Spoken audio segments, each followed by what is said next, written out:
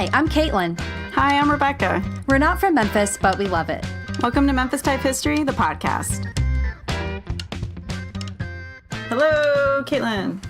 Hello, Rebecca. I said in my bet. Let's do this in our best sports type cheer. Ooh, good call. You go first. Hello,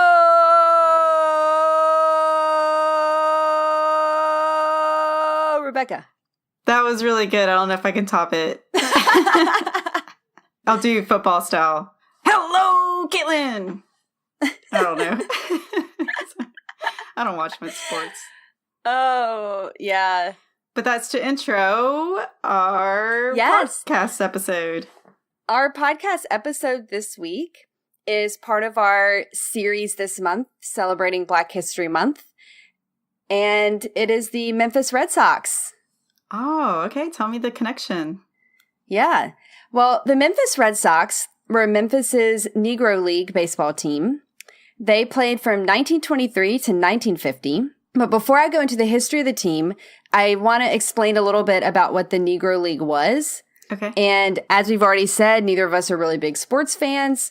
I'm especially least fond of baseball. So I'm going to try my best here. Okay. All right. So the Negro League was formed because Black players weren't allowed to play on white teams, as we know. Yeah. League teams were mostly African Americans, with some Latin Americans also playing. Black teams were formed as early as the 1880s, which was crazy to me. I had no idea. Yeah. And various official leagues came and went, so there were different variations on name and who played in the leagues and all of that. There are several of them. So there are a lot of details about these leagues that are out of the scope of this show and to talk about the Memphis Red Sox. But I'll put some links in show notes if you want to dig in. That's at memphistypehistory.com/Sox, and that's spelled SOX for the Memphis Red Sox. So these teams, these Black leagues, became major, massive Black-owned businesses, and Memphis's team was like that too. I'm going to talk about a little bit more when I get into the history of Memphis. Right now, I'm going to talk a little bit about the broader history of these leagues and just their place in history and how it all happened. Okay. So in 1945, integration talks with the white major league teams began. Jackie Robinson started playing, and a bunch of other talented Black players were scouted and signed up by white teams without regard for the contracts that they had with the Black teams. Oh, because of Jackie Robinson? Yeah. Well, because they were very talented, and now, like, Jackie Robinson had integrated the sport, and so the white teams were coming in and, like, picking off all the best Black players, basically, and taking them out of the Black leagues and putting them into the white major leagues. Wow. Okay. So I was really interested by the weird conflict that that integration put the Black team owners in. Mm-hmm. Because on the one hand, integration meant that the players could actually progress really far in the sport because now they could play in the white major leagues, mm-hmm. Which were now, I guess, just the major leagues because they're integrated. Yeah. But they were slowly losing their businesses. Oh, yeah. And, like, these were some of the biggest, most profitable Black-owned businesses in the country. Yeah. So how do they advance if they're losing their best players? Well, they died out. Right. Yeah. Oh. So it's just an really interesting moment in history there. Yeah. I did find there was one white player who began playing for a Black team, the Cleveland Buckeyes, in 1946. And he was a pitcher named Eddie Klepp. Huh. Yeah, that's just fun fact. There's indication that there was a Black baseball team in Memphis as early as 1904. Whoa, that is early. Yeah. In the 1920s, Robert Lewis built the first Black ballpark in America at Crump in South Lauderdale. He then organized the Memphis Red Sox to play in that ballpark. So Black Memphians also used Lewis Park for other athletic events and rallies and things like that, in addition to attending these baseball games. Lewis was also the owner of R.S. Lewis and Sons Funeral Home, which embalmed Dr. Martin Luther King Jr.'s body after he was assassinated. Here in Memphis? Mm-hmm. I didn't realize that. Yeah. Continuing on with Memphis's place in the history of the Black baseball leagues. We just had one Black baseball league, right? That's what you said? Well, I'm not going to get into all these details, but Okay. like which league the Red Sox played in changed a lot and stuff like that. But this was the Memphis team. The Red Sox are a black Memphis team that we're going to talk about. Yeah, they were part of the Negro League. Most of the time they switched leagues, but they were part of this like black baseball world. Okay. You know, I mean, they're just these like parallel worlds that really existed in America. Yeah. So this was the baseball side of the African American like parallel world to what was happening in white America, I guess. Yeah. So in either 1927 or 1932, all these little details were a little bit difficult to actually like figure out what happened when and who did what. Okay. So disclaimer. And I found a lot of conflicting information, so Okay. I'm trying my best here. 4 brothers, W.S., J.B., A.T., and B.B. Martin, bought the Red Sox team. They all had initials. Okay. Yeah. And apparently they also bought the stadium from Lewis. JB and BB were wealthy dentists, and WS and AT were pharmacists. JB also owned a drugstore and at one point a funeral home. In addition to owning the team and the ballpark, JB also owned a hotel near the ballpark. Man. And he operated the concession stand inside the park. So he made a lot of money. Yeah, these are some serious businessmen. And I thought a fun fact about the concession stand, it served all the usual ballpark fare that we all know, plus chitlins. The Memphis Red Sox was a particularly profitable team because the owners also owned the stadium, which was really rare.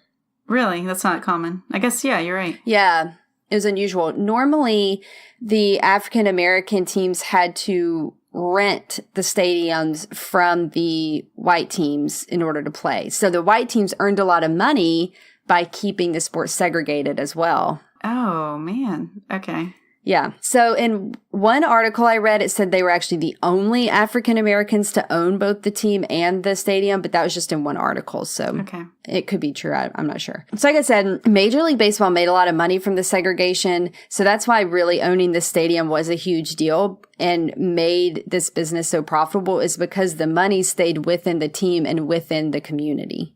Yeah. Well, I bet that also probably helped them build a better team, too. I mean, Yeah, I mean, they had money to get good players and to invest in them. Yeah. Satchel Paige, James Cool Papa Bell, and Ted Double Duty Radcliffe either played there or managed teams that played there at some point. So I thought that was cool. Those are famous baseball players. Oh, they are? I don't.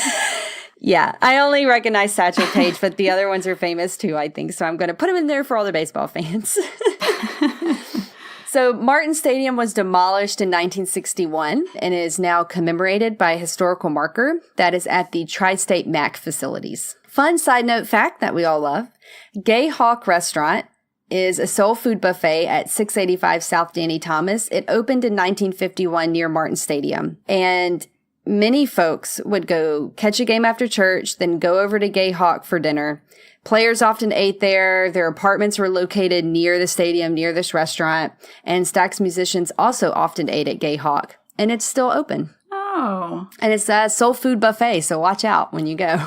I'm going to visit. What street you is it should. on? It is 685 South Danny Thomas. Okay. So the Memphis Red Sox played for various leagues over the years. I mentioned that. They sometimes played independently. It was considered a major league team for 1 year, which was 1932, when it was part of the Negro Southern League. That's why it became a major league? Yeah, apparently because it was in the Negro Southern League, it was in the major leagues for that year. For that year. Yeah. Okay. 1938 was the Red Sox most successful year. They had a 21-4 record and won the first half championship. But issues between Red Sox management and the second half winners, the Atlanta Black Crackers, caused the rest of the series to be canceled.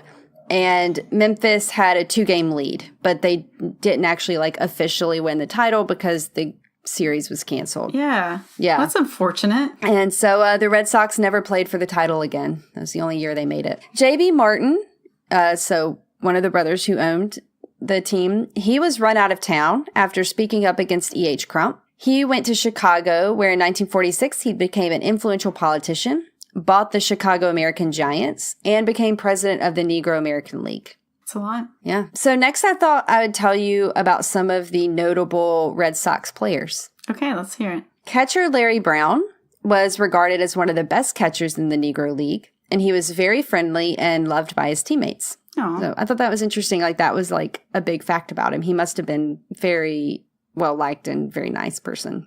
Yeah. Before playing baseball full-time, Brown worked for the railroad. And I read that in 1930, he played catcher for 234 games in a row, which is apparently really, really, really, really hard and not something even today's players will often do. He was once asked to learn Spanish. He was asked to learn Spanish. And pretend to be Hispanic so that he could catch for the Cuban League's Detroit Tigers. Because there's also a Cuban League, so... Did he...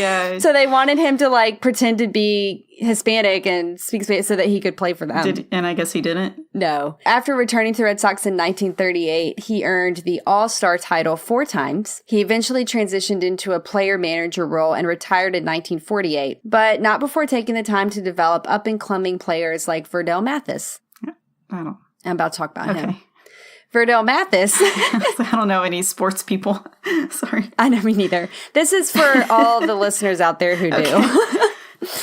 And the others who are, this is an interesting piece of Memphis history to me. And the little facts about the players are kind of fun. Okay. Verdell Mathis was a talented left-handed pitcher who really admired Satchel Paige growing up. And he ended up pitching against Satchel Paige in several games and even beat him sometimes. Oh, well, that's fun. Yeah, isn't that crazy? Can you imagine, like, growing up to play against your idol and even beating them? That's so... It's a dream come true. Yeah. In 1941, Dan Bankhead switched from third baseman to pitcher for the Red Sox. He was then drafted into the military during World War II and returned to the game in 1946. While playing winter ball in Puerto Rico, the Brooklyn Dodgers decided they wanted him to play for them. And so they had to pay $15,000 to the Memphis team, and Bankhead then became the first African-American to pitch in Major League Baseball on August 27th, 1947. The first African-American pitcher? Yeah. Oh, that's cool. Right here from Memphis. Also, this is a really cool fun fact. The famous country singer Charlie Pride pitched for the Red Sox on and off between 1953 and 1958 after he was discovered pitching against the Memphis team as part of a Sandlot team that they were playing with. So he was pitching for a Sandlot team, and they pulled him onto the official team because he was so good. Oh, that's fun. He was a good pitcher. He even pitched against Hank Aaron and Willie Mays, but he wasn't good enough to get into the major leagues. He spent the long hours, like on the bus and stuff, playing guitar, and that ended up being a better career path for him. So he stopped pitching and started playing guitar. Satchel Paige, James Cool Papa Bell, Willie Wells, and Turkey Steams were all associated with the team in some capacity and were all inducted into the Baseball Hall of Fame. Oh, look at that. Yeah. Where is the Baseball Hall of Fame? Girl, why are you asking me all these? I'm sorry. You're asking me all these like detailed questions about baseball. I don't know. Let me do some live Googling here. Okay, the Baseball Hall of Fame is at 25 Main Street, Cooperstown, New York, 13326 USA. All right. Let's put that on show notes in case anyone wants to go visit. I do have a question. Okay. Did they have a mascot? Dadgummit. Yes, it was a red sock, okay? No, it couldn't be. Yes, it was. And it had one... Was it really? ...white stripe on it. No. No, I don't know. I'm looking to see. I think this might have been before mascots. I don't It's see very anything possible. about a mascot. What was her color? You know? Red? Girl, it was red. You never know. Please. You never know. Was the system exactly run the same way as the major leagues were? Like, So I think the Memphis Red Sox was an unusual example of what a team playing in the black leagues would have been like. Because obviously they owned the stadium, they owned the team. They were probably a bigger business than many of the other teams. Mm-hmm. But they still faced the same issues of, like, these leagues were never quite as well organized as the, MLB, like Major League Baseball side, like the white side of the game. And did Memphis have their own Major League Baseball at the same time? That's what I'm trying to see. I think this is what was sort of confusing to me because there wasn't like a really clear minor league, major league system, I think. So, and there were a lot of different leagues that teams were switching back and forth playing for and winning championships in and all of this stuff. And it's like the history of it is so detailed that you can just get mired down in whatever aspect you're most interested in. Yeah. Like, I thought that the social aspect was really interesting to me, like how these were some of the biggest Black-owned businesses in the country, how they were such pillars of the community and very, this is like part of social life was to go to these games and, use the stadiums for all your stuff. And I also found really interesting this like tension between the desegregation happening.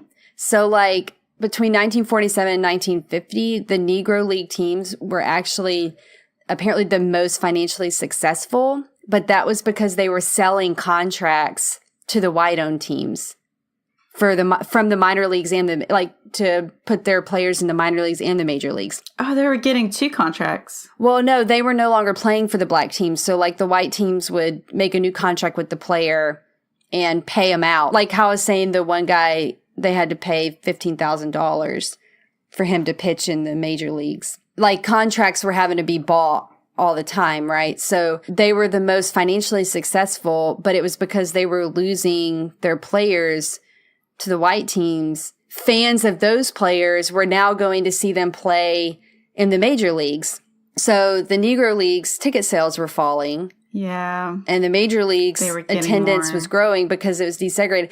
So it's just this interesting tension of like desegregation is better for society. Mm-hmm. And like now these players can be more successful because they're playing in a more organized system that, I guess probably pays more and helps them get further, right? Yeah. But now these huge businesses are going down and like this aspect of the community is being lost, and it's just a really interesting tension. Yeah.